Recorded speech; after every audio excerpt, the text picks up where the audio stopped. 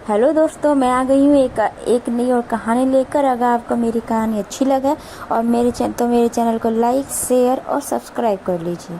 चलते हैं फिर कहानी पर। नमस्ते दोस्तों, मेरा नाम पूजा है और मैं 24 साल की हूँ। मैं जयपुर की रहने वाली हूँ। मेरा परिवार बिल्कुल साधारण है। घर में मेरी माँ, छोटा भाई और मैं रहती हूँ। पिताजी का 3 साल पहले देहांत हो गया था, जिससे घर की सारी जिम्मेदारी माँ और मेरे कंधों पर आ गई थी। माँ एक छोटे से क्लिनिक में नर्स का काम करती हैं।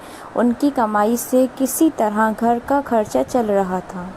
मैंने 19 साल की उम्र में अपनी 12वीं पूरी कर ली थी और तब से ही कोई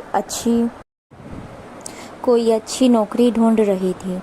कई जगह इंटरव्यू दिए, लेकिन कहीं भी सफलता नहीं मिली। कभी तनख्वाह कम होती तो कभी काम के घंटे ज़्यादा।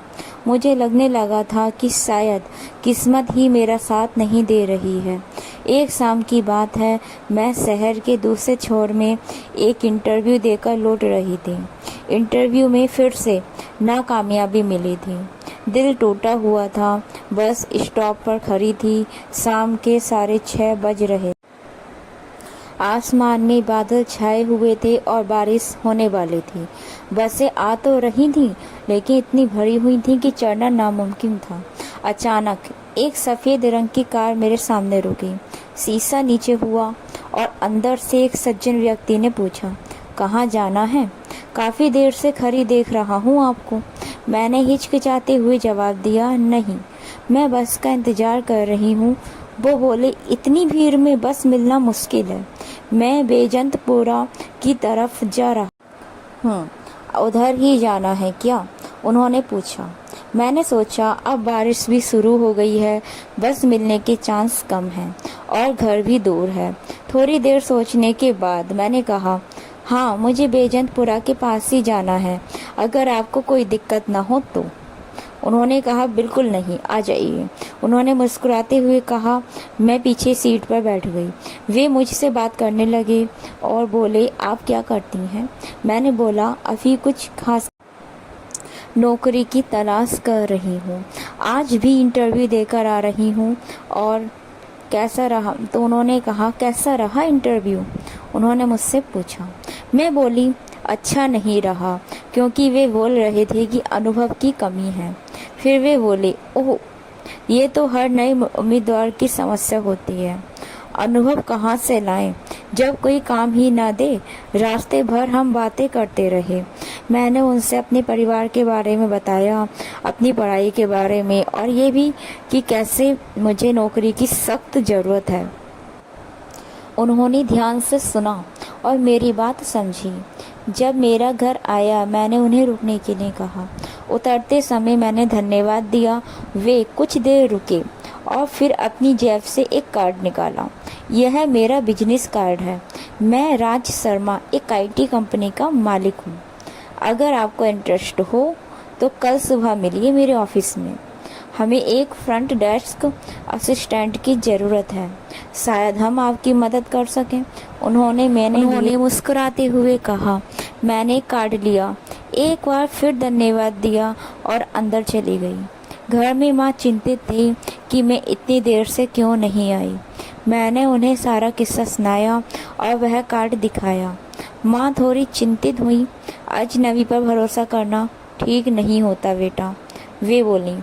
रात को मैंने वह कार्ड फिर से देखा। Raj Sharma, CEO, Innovative Tech Solutions, एक बड़ी कंपनी लग रही थी। मैंने इंटरनेट पर सर्च किया तो पता चला कि यह वाकई में एक अच्छी कंपनी है। मैंने तय किया कि अगले दिन जाकर देखूंगी, क्या पता किस्मत साथ दे जाए। अगली सुबह मैंने अपने सबसे अच्छे कपड़े पहने, थोड़ा मेकअप किया और ऑफिस के लिए निकल पड़ी। कार्ड पर जो पता था वहां पहुंची तो मैं हैरान रह गई। एक बहुत ही बड़ी और शानदार इमारत थी। मैंने रिसेप्शन पर जाकर राज सर से मिलने की बात कही और अपना नाम बताया। रिसेप्शन ने मुझे 5वीं मंजिल पर जाने को कहा। मैं लिफ्ट से ऊपर गई और उनके कैबिन के बाहर पहुंची। दिल धड़क रहा था। धीरे से दरवाजे पर दस्तक दी तो अंदर से आवाज़ आई, कम इन। मैं अंदर गई तो राज सर डेस्क पर कुछ फाइल्स देख रहे थे। मुझे देखकर वे मुस्कुराए। अरे पूजा, आ गई आप? बैठिए बैठिए। उन्होंने मुझे इशारा करके एक कुर्सी पर बैठने को कहा। मुझे थोड़ा अजीब लगा कि मेरा नाम याद रख पाए। फिर मैंने सोचा कि शायद रिसेप्शनिस्ट ने उन्हें बता दिया होगा। तो पूजा, आपने अपनी पढ़ाई के बारे में बताया था। क्या आप कंप्यूटर पर काम कर सकती हैं? बेसिक एमएस ऑफिस आता है? उन्होंने पूछा। मैं बोली, जी हाँ सर। फिर वे बोले, बहुत अच्छा। देखिए, मैं आपको डायरेक्ट नौकरी नहीं दे सकता, लेकिन 1 महीने का इंटर्नशिप ऑफर कर सकता हूँ। आप सीखेंगी और अगर आपका काम अच्छा लगा तो हम आपको पक्की नौकरी दे देंगे। शुरुआत में 8,000 रुपये महीना मिलेगा। क्या यह आपको मंजूर है? उन्होंने प्रस्ताव रखा। मेरी आंखों में चमक आ गई। यह मेरे लिए एक सुनहरा मौका था। जी सर, मुझे यह बिल्कुल मंजूर है, मैंने उत्साहित होकर कहा। ठीक है, फिर कल से शुरू कर दीजिए। सुबह 9 बजे आ जाइएगा। हमारी एचआर रमा मैडम आपको सब कुछ समझा देंगी, उन्होंने कहा। मैं बहुत खुश थी। इतने दिनों की मेहनत के बाद आखिरकार कुछ तो मिला था। मैंने उनका धन्यवाद किया और घर लौट गई। घर पहुंचकर मैंने माँ को ये खुशखबरी सुनाई। वे भी बहुत खुश हुई। अगले दिन से मेरी नई जिंदगी शुरू हो गई। एचआर रमा मैडम ने मुझे सब कुछ समझाया। ऑफिस के नियम, मेरे काम के घंटे और मेरे कर्तव्य। मेरा काम ज़्यादातर फ्रंट टू डेस्क पर फ़ोन कॉल्स हैंडल करना, विजिटर्स को रिसीव करना और छोटे मोटे पेपर वर्क में मदद करना था। धीरे धीरे समय बीतता गया। 1 महीने में मैंने काफ़ी कुछ सीख लिया था। राज सर कभी कभी मेरे काम की तारीफ भी करते थे, जिससे मेरा आत्मविश्वास बढ़ता था। पहले महीने के बाद उन्होंने मुझे पक्की नौकरी दे दी और सैलरी भी बढ़ाकर 12,000 रुपये कर दी। यह मेरे लिए बहुत बड़ी बात थी। लेकिन 3 महीने बाद मुझे कुछ ऐसी बातें पता चलीं जिनसे मैं परेशान हो गई। ऑफिस की एक लड़की अंजलि ने मुझे बताया कि मेरे पद पर पहले भी कई लड़कियां आ चुकी हैं, लेकिन कोई भी ज़्यादा दिन तक नहीं टिकी। वह बोली, राज सर की नज़र हमेशा से ही नई और खूबसूरत लड़कियों पर रहती है। वे पहले तो बिल्कुल शरीफ बनते हैं, फिर धीरे धीरे अपना असली रंग दिखाते हैं। मुझे उसकी बात पर विश्वास नहीं हुआ। राज सर ने मेरे साथ हमेशा अच्छा व्यवहार किया था। कभी भी कोई ऐसी हरकत नहीं की थी जिससे मुझे अच्छा ना लगे। मैंने अंजलि की बातों को नज़रअंदाज कर दिया और अपने काम में लगी रही। एक शनिवार को ऑफिस में छुट्टी थी, लेकिन राज सर ने मुझे फ़ोन करके कहा कि कुछ ज़रूरी काम है, जल्दी से आ जाओ। मैंने सोचा ज़रूर कोई महत्वपूर्ण मीटिंग होगी। मैं तैयार हुई और ऑफिस के लिए निकल गई। उस दिन मौसम बहुत ख़राब था। आसमान में काले काले बादल छाए हुए थे और तेज हवाएं चल रही थीं। मैं स्कूटी पर सवार होकर ऑफिस की ओर चल पड़ी। रास्ते में अचानक बारिश शुरू हो गई। मैंने एक दुकान के नीचे रुककर बारिश रुकने का इंतज़ार किया, लेकिन बारिश और तेज होती जा रही थी। मैंने सोचा कि ऑफिस ज़्यादा दूर नहीं है, इसीलिए बारिश में ही चल पड़ी। जब मैं ऑफिस पहुंची तो पूरी भीग चुकी थी। मेरे बाल, कपड़े सब गीले थे और मैं लिफ्ट से सीधे राज सर के कैबिन में गई। राज सर अपने कैबिन में थे। मुझे इस हालत में देखकर वे चिंतित हो गए। अरे पूजा, तुम तो पूरी भीग गई हो, ऐसे कैसे काम करोगी? तुम्हें बुखार हो जाएगा। मैंने वहीं खड़ी थी, पानी टपकता हुआ। राज सर ने मुझे अपना कीबोर्ड साइड में रखा और अलमारी से एक तौलिया निकाला। यह लो, रेस्ट रूम में जाकर सर सुखा लो। मैंने तौलिया लिया और रेस्ट रूम में चली गई। मेरे कपड़े पूरी तरह भीगे हुए थे। मैंने अपने बाल सुखाए और थोड़ा ठीक किया, लेकिन कपड़े तो गीले ही थे। रेस्ट रूम से निकली तो देखा ऑफिस में सिर्फ राज सर और मैं ही थे। सर बोले, अंदर जो गेस्ट रूम है वहाँ गर्म हवा वाला पंखा है, अगर चाहो तो वहाँ जाकर कपड़े थोड़े सुखा सकते हो। मैं गेस्ट रूम में गई और वहाँ गर्म हवा वाला हीटर था। मैंने उसे चालू किया और अपने कपड़ों को फैलाया ताकि वे जल्दी सूख जाएं। मैंने अपनी शर्ट उतारी और सिर्फ तौलिया ऊपर लपेट ली। शर्ट को हीटर के सामने टांग दिया। मैं वहीं बैठी और अपने कपड़ों के सूखने का इंतजार कर रही थी। अचानक दरवाजे पर दस्तक हुई। मैं घबरा गई। पूजा, मैं हूँ। एक इम्पोर्टेंट फाइल अंदर रखी है, मुझे ज़रूरत है। राज सर की आवाज़ थी। मैंने तौलिया अच्छे से लपेटा और दरवाज़ा खोला। राज सर ने मुझे नीचे से ऊपर तक देखा। उनकी नज़रों में कुछ अजीब सा था जिससे मुझे असहज महसूस हुआ। मैं नज़रें झुकाए खड़ी रही। वे अंदर आए और अलमारी से एक फाइल निकाली। जाते समय वे मेरे सूखते कपड़ों को देखते रहे, फिर बोले, कपड़े सूखने में समय लगेगा, हमें काम भी करना है। तौलिया लपेट कर ही आ जाओ केबिन में, यहाँ कोई नहीं है देखने वाला। मेरा दिल धड़कने लगा, पर मैं क्या करती। मीटिंग की तैयारी करनी थी। बड़ी हिचकिचाहट के साथ मैं तौलिया लपेट कर बाहर आई और उनके केबिन में गई। राज सर सोफे पर बैठे थे, लैपटॉप खोले हुए। उन्होंने बिना मेरी तरफ देखे कहा, इधर आओ और बैठ जाओ, हमें प्रेजेंटेशन बनाना है। मैं धीरे से उनके बगल में बैठी और लैपटॉप की स्क्रीन देखने लगी। मैं बार बार तौलिए को ठीक कर रही थी, कहीं वह खुल ना जाए। मेरा सारा ध्यान प्रेजेंटेशन की बजाय तौलिए पर था। फिर अचानक राज सर की टांग मेरी टांग से गई। शरीर में जैसे बिजली दौड़ गई, पर मैं हिली भी नहीं। मेरी चुप्पी को शायद उन्होंने अपनी जीत समझा, क्योंकि अगले ही पल वे और भी पास सरक आए। मेरे अंदर एक अजीब सा कंपन होने लगा, डर, बेचैनी और कुछ अनजाना सा एहसास जिसे मैं समझ नहीं पा रही थी। करीब आधे घंटे तक प्रेजेंटेशन पर काम करने के बाद राज सर ने अपना लैपटॉप बंद किया और मुस्कुराते हुए कहा, आज तो सिर्फ हम ही हैं कंपनी में, कुछ पीने का मन है, क्यों ना तुम कैंटीन से कॉफ़ी बना लाओ। मैं तुरंत उठी गई और कैंटीन की ओर चल दी। अपने दिमाग में उथल पुथल को शांत करने की कोशिश कर रही थी।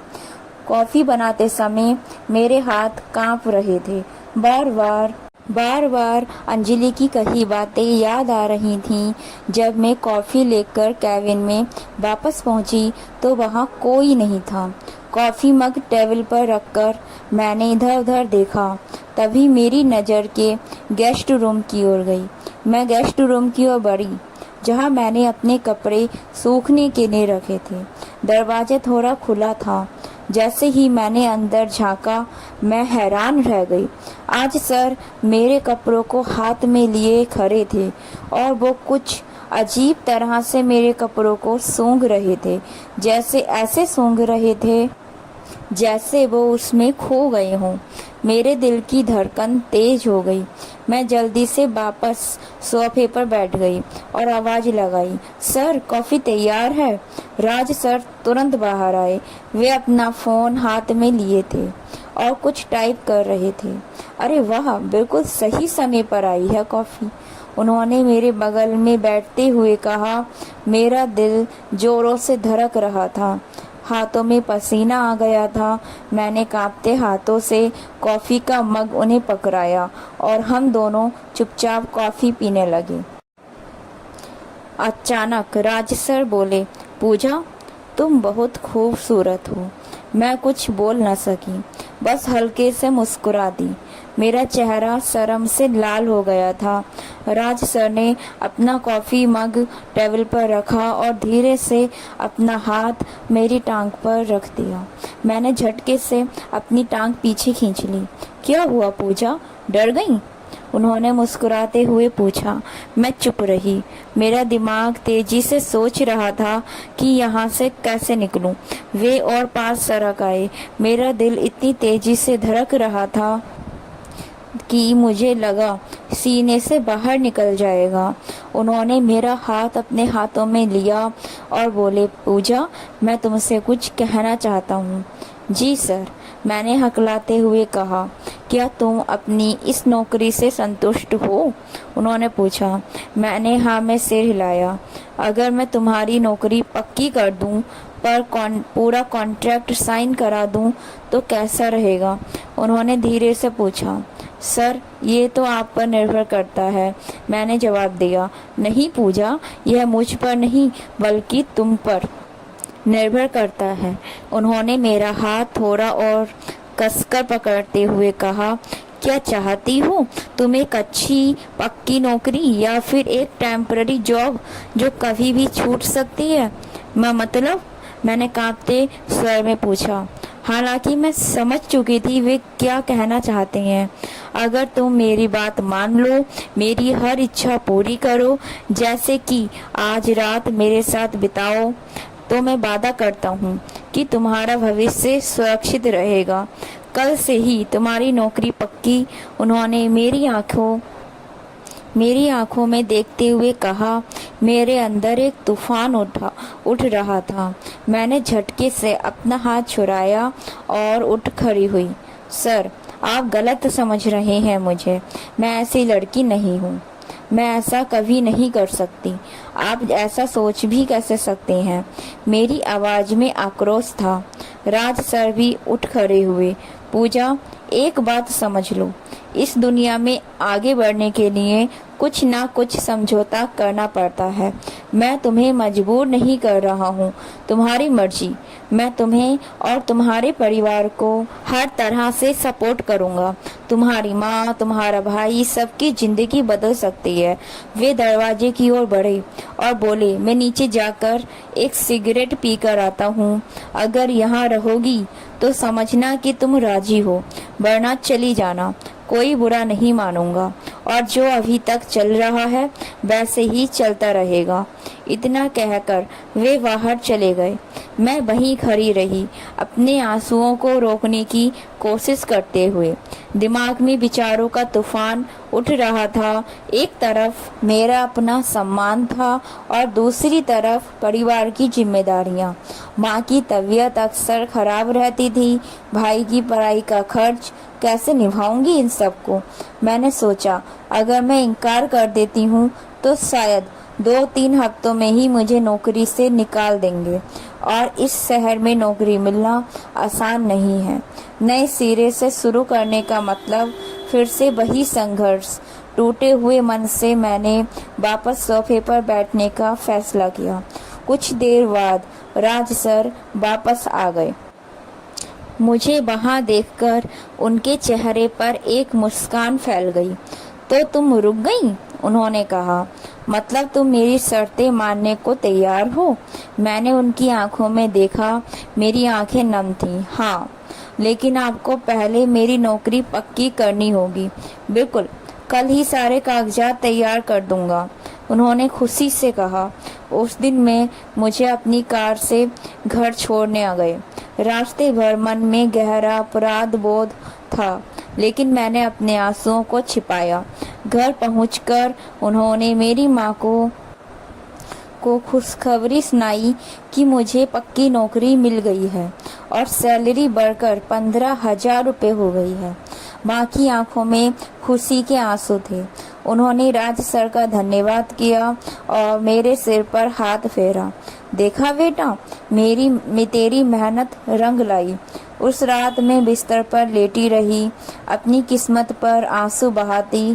किसी को क्या पता था कि मैंने अपने आप को बेच दी थी। कुछ दिनों बाद मैं सुबह ऑफिस के लिए तैयार हो रही थी जब मेरे मोबाइल पर राज सर का फोन आया और वो बोले, पूजा मेरे फार्म हाउस पर आना है आज, कुछ विशेष मीटिंग है। अपने घर में बता देना कि 2-3 दिन के लिए कंपनी के काम से बाहर जा रही हो। मेरी आवाज़ कांप गई। जी सर। मैंने अपने बैग में कुछ कपड़े रखे और माँ को बताया कि कंपनी के काम से बाहर जा रही हूँ। माँ ने मेरे माथे पर चुंबन दिया और कहा, अपना ध्यान रखना बेटा।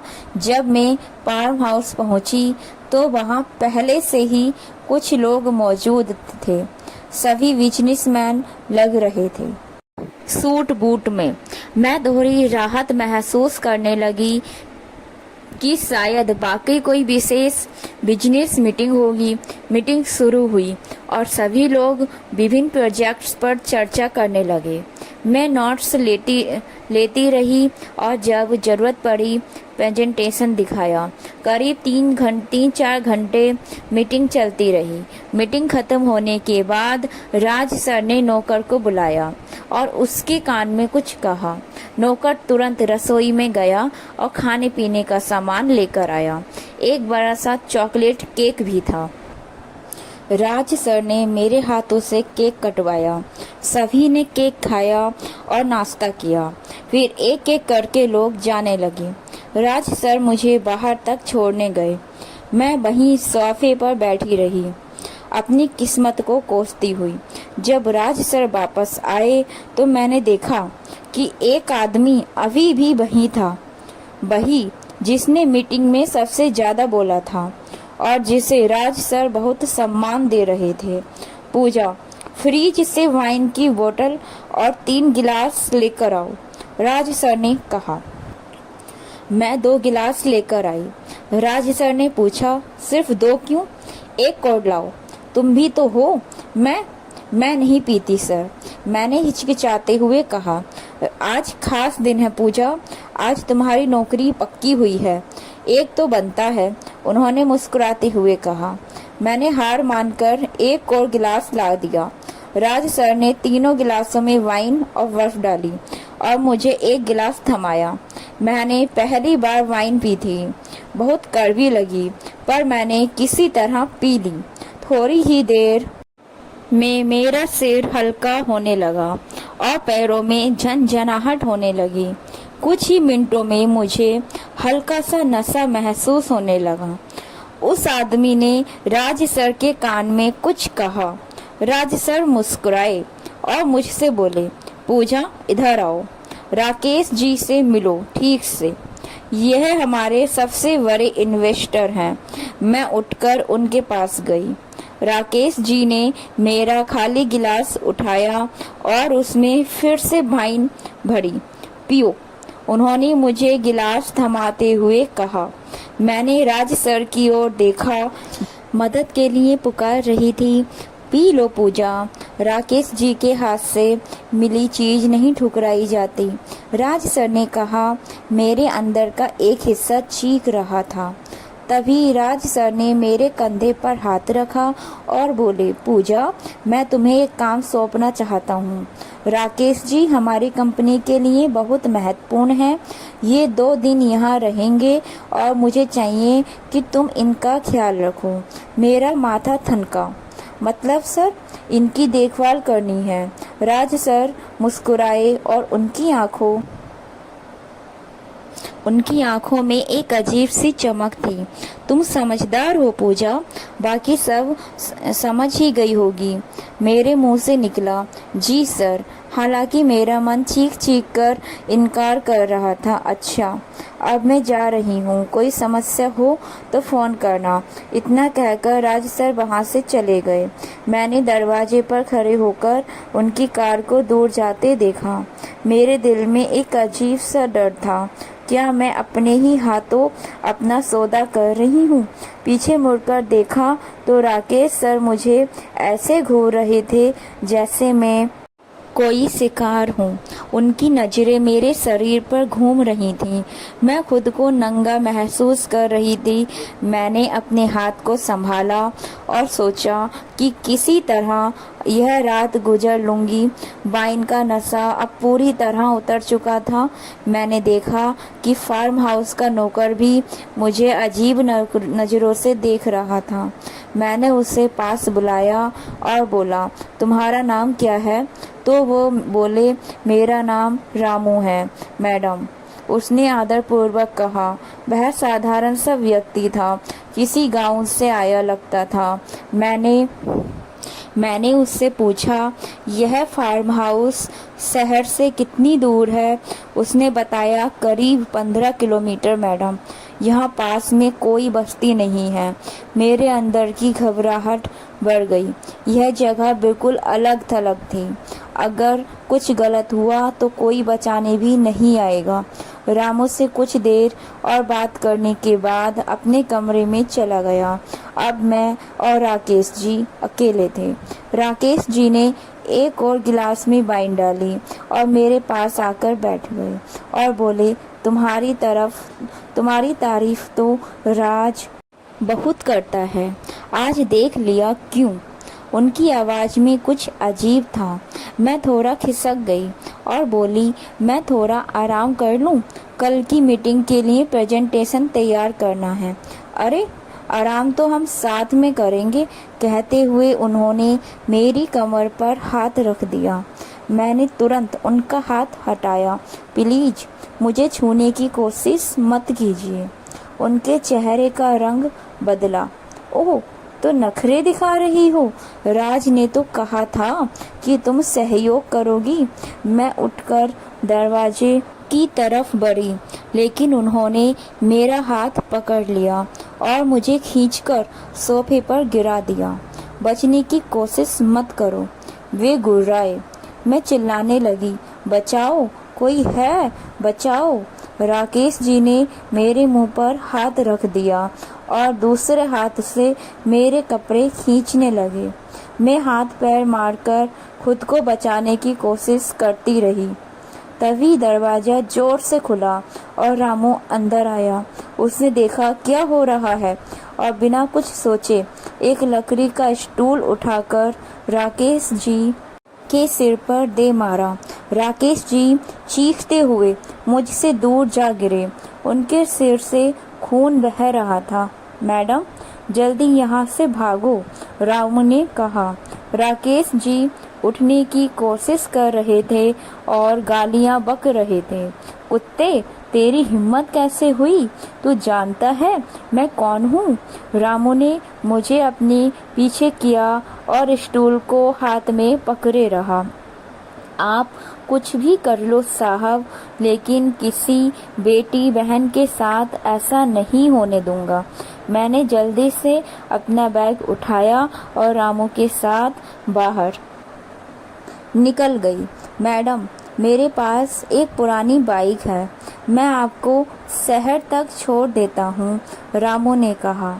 उस रात रामू ने मुझे अपनी पुरानी बाइक पर बैठाकर शहर तक पहुँचाया।